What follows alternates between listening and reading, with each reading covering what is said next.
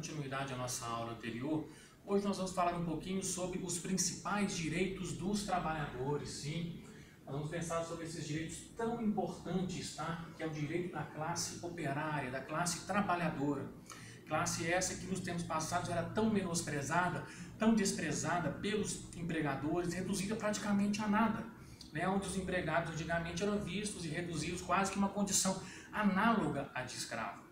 Na nossa breve aula de hoje, nós vamos relatar um pouquinho sobre as fontes, não as fontes do direito do trabalho, mas os principais doutrinadores, as fontes que nós utilizamos para elaborar esta aula. Bem como nós vamos ver um pouquinho do respaldo que tem o direito do trabalhador, como as suas garantias fundamentais na Constituição Federal, a nossa Carta Magna, bem como na CLT. Nós vamos analisar um pouquinho, pessoal, da evolução da história do trabalho, como foi se evoluindo até a gente chegar a essas garantias imensas que nós temos hoje, que antigamente nós não tínhamos. Nós vamos falar um pouquinho também dos principais direitos. Quais são esses direitos? Em que se consistem esses direitos? Como são feitos esses direitos? Entre os principais, nós podemos falar entre eles vários principais: abono salarial, aviso prévio. Nós vamos focar um pouquinho também sobre o intervalo térmico, aquele concedido a trabalhadores que laboram em atividades consideradas com graus baixos, onde pode sofrer um risco à saúde, até mesmo queimaduras por acurácia, devido a laborar em atividades em um grau baixíssimo, em câmaras frias e frigoríficos, bem como do adicional de insalubridade, e também as atividades que são consideradas insalubres.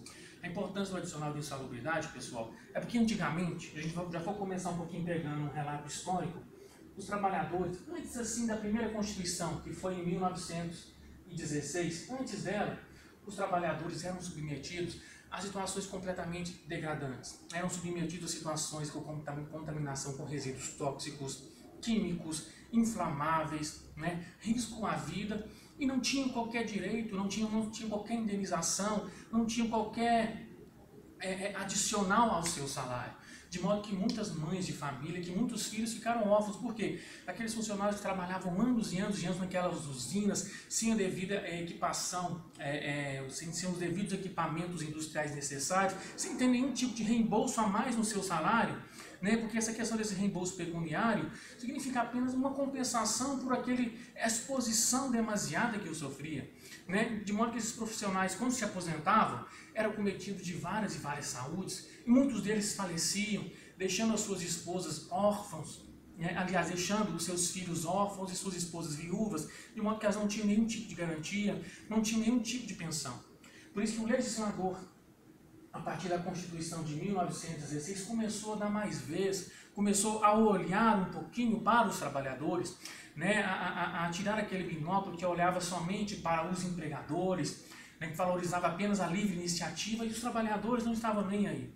Então, a partir da primeira Constituição de 16, começou-se a se dar mais valor ao trabalhador,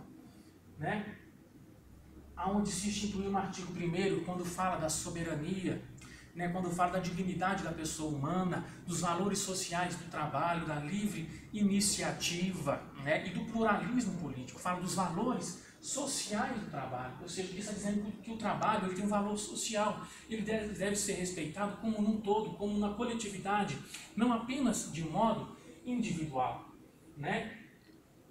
Progredindo um pouquinho, em 1943 foi criada a CLT, a meu ver, uma das normas, uma das leis federais mais importantes de todas, que é a chamada Consolidação das Leis do Trabalho, que é a Carta Magna dos Trabalhadores. Seria, assim como é a Constituição para o povo brasileiro, a CLT é para os trabalhadores. Onde, talvez, na era Vargas, mais ou menos, onde era o presidente, instituiu-se a CLT e começou-se a dar mais vez aos trabalhadores. Começou-se a instituir uma norma, uma lei, de modo que os empregadores que não cumprirem aquilo que está naquela lei, onde instituía referente ao valor de salário mínimo que não havia, os empregadores pagavam o salário que queria, não tinha um salário mínimo específico. A CLT estabeleceu, tem-se um salário mínimo, horas mínimas a ser trabalhadas, não podendo exceder a 8 horas diárias e 44 horas semanais, e etc., visando tantas garantias e garantias, para que os trabalhadores tivessem mais vezes, né? Tivessem mais respeito, porque todos nós somos trabalhadores. Quem aqui não trabalha? Quem aqui muitas vezes não teve os seus direitos subterfugiados, não foi mandado embora por justa causa, quando não deveria ter sido, quando não cometeu falta grave e reiterada para isso, né? Quem aqui nunca foi mandado embora e não recebeu as suas verbas rescisórias, não recebeu aviso prévio, não teve abono salarial, aquele que trabalhou por 5 anos e nos últimos 30 dias do ano da base de cálculo, aí não recebeu seu acerto, não recebeu o seguro-desemprego. Trabalhou para a pessoa, terminou o trabalho, acabou, tchau, um abraço, não recebia nada. Por isso que a CLT e a Constituição, né, consagrou esses direitos dos trabalhadores. Pois bem, né, os doutrinadores que nós pegamos, tentamos enfocar para o nosso trabalho, né, são os essenciais no ramo do direito do trabalho.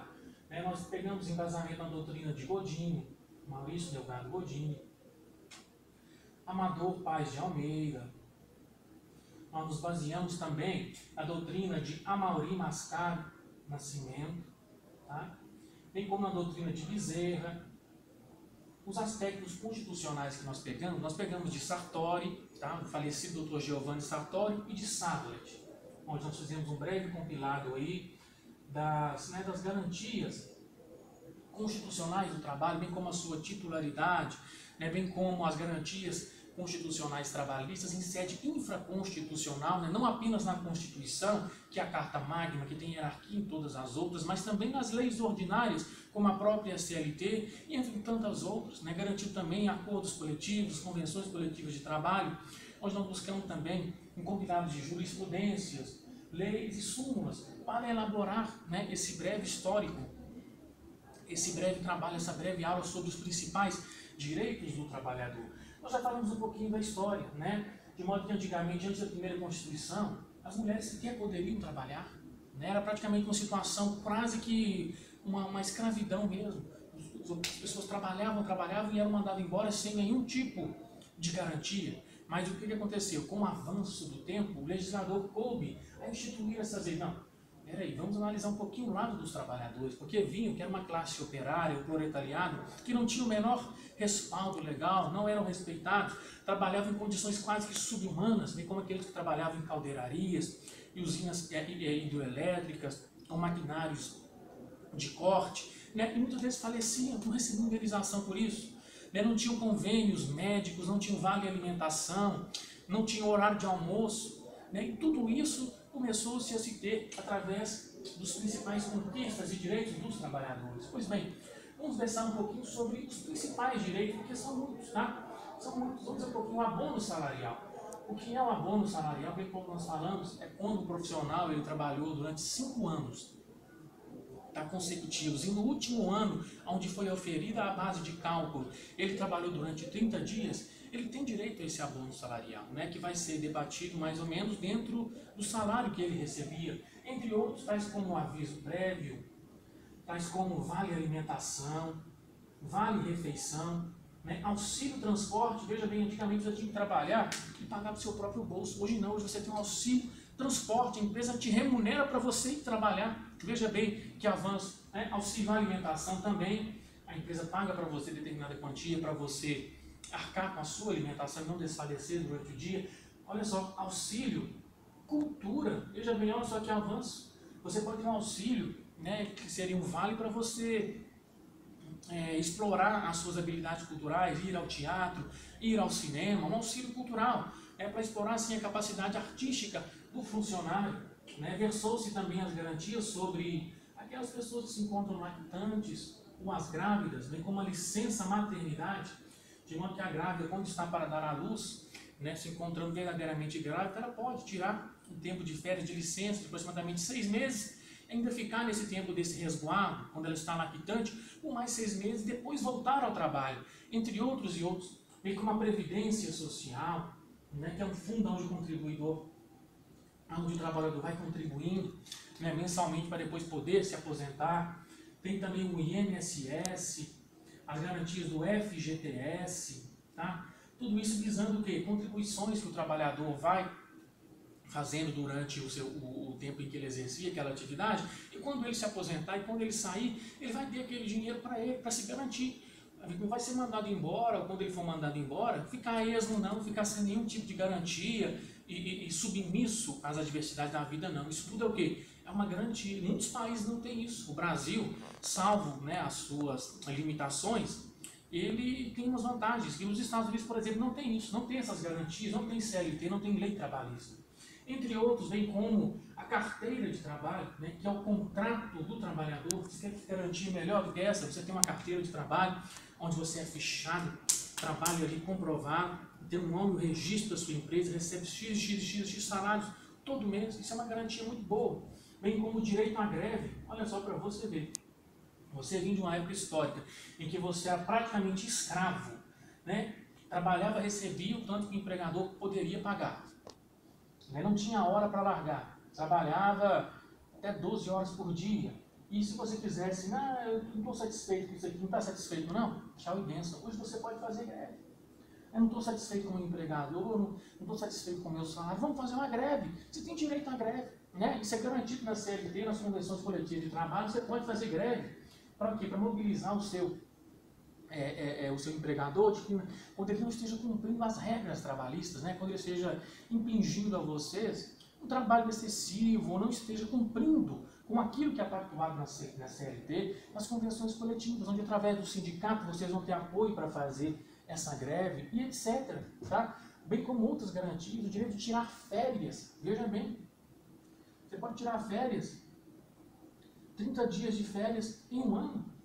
Você tinha que trabalhar aqui, olha, quase que de segunda a segunda e nunca ter descanso. Hoje você pode gozar de 30 dias após um ano de trabalho, de férias, a seu bel prazer. E ainda tem as férias remuneradas, ainda receber para isso. Bem como horas extras.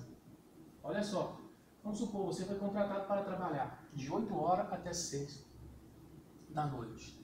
Né? E você teve que trabalhar porque você não conseguiu fazer todo o seu serviço e ficou até mais ou menos 7 horas. Você vai ter essa uma hora calculada a mais, referente a uma base de cálculo, seria 50% sobre o seu salário. Você vai receber essa hora extra. Tá? E como outras principais garantias que os trabalhadores têm, como a estabilidade provisória. Mas o que é a estabilidade provisória? São alguns requisitos que permitem à pessoa uma maior estabilidade, ou seja, de não poder perder o seu emprego ou o seu cargo conforme a discricionariedade do empregador, né, de acordo com o seu livre convencimento, né, conforme a oportunidade de conveniência, não, como é concedida a estabilidade provisória. Aqueles casos quando a pessoa é funcionário público, concursado, ou está em cargo comissionado, ou quando é funcionário de uma empresa há mais de 10 anos. Né? O funcionário de uma empresa há mais de 10 anos, ele só pode ser mandado embora por falta grave e reiterada. Bem como o funcionário público, né, ele só pode ser exonerado do seu cargo se cometer algum crime, né, doloso e ser, referente a esse crime doloso, condenado judicialmente em sentença transitada em julgado. Bem como outras características que permitem a estabilidade provisória, a pessoa se tornar membro da CIPA, né, Comissão Interna de Permanência, se tornar membro de sindicato, você tem também essa estabilidade provisória, o fato de não poder ser mandado embora por qualquer coisa. Ah, meu trabalhador não gostou de mim, não quero mais esse cara aqui, não, tchau e benção. Não, você tem direito à estabilidade provisória, entre outros. Né? O adicional de insalubridade, aquele que nós já falamos, quando a pessoa trabalha em atividades insalubres, exposta a resíduos, exposta a ruídos, como assim é um operador de telemarketing, né? Que tem que ficar o tempo todo atendendo, fazendo ligações e atendendo, fazendo ligações, e acaba que isso prejudica a audição, acaba que isso prejudica a aorta, acaba que, né, o tímpano da pessoa começa a ficar desgastado, sobrecarregado com isso. Então, o profissional que trabalha em atividades insalubres, seja por resíduos, por ruídos, por contaminações tóxicas, né, bem como o pintor que trabalha exposto à tinta, aquela situação que pode contaminá-lo, o soldador que tem aquela exposição, aquelas faíscas, né, quando está fazendo a solda, seja a solda industrial ou a solda MIG. Então você tem o direito a esse adicional. E como é oferido esse adicional de insalubridade? Né, conforme o artigo 192 da CLT, ele fala que pode ser acrescido de 20%, 30% a 40% do salário mínimo vigente que a pessoa esteja recebendo, desde que seja configurado que ela trabalha nessa condição insalubre. Temos também adicional de periculosidade, que segue mais ou menos a mesma linha do adicional de insalubridade, né? Só que nesse caso é para os trabalhadores que sofrem risco imediato de vida, né? Como os profissionais que atuam na saúde, atuam na polícia, como um policial militar, civil, que atuam no exército, como guarda municipal, um bombeiro, aqueles que atuam. Além do adicional noturno, aquele que não recebeu as horas extras trabalhadas, não recebeu aviso prévio, seguro-desemprego, tudo isso você tem o direito de entrar na justiça, até pelo ius postulante. Você vem contratar um advogado, pode ir na justiça do trabalho, você tem até 2 anos para entrar. Tá bom, pessoal? Essa foi a nossa videoaula de hoje. Nós falamos sobre os principais direitos dos trabalhadores e sua garantia constitucional, respectivos direitos históricos. Tá? Quem gostou do meu vídeo, dê like e muito obrigado pela atenção de vocês. Tá bom?